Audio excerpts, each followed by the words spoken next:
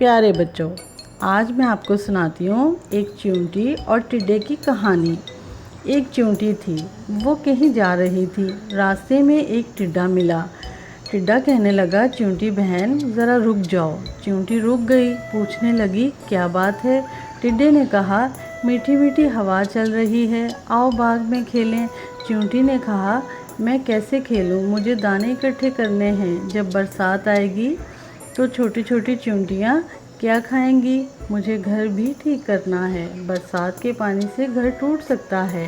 टिड्डे ने कहा, हम तो खेलते ही हैं जी। एक दिन बादल आ गए, बारिश होने लगी।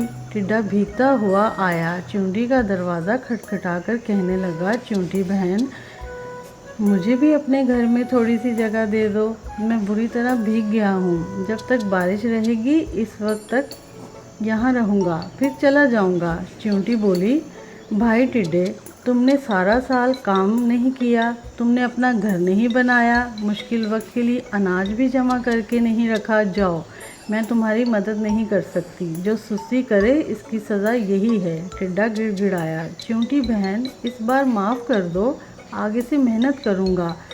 चींटी ने टिड्डे को चावल के कुछ दाने दिए, कहने लगी, लो खा लो, लेकिन मेरे घर में तुम्हारे लिए कोई जगह नहीं है।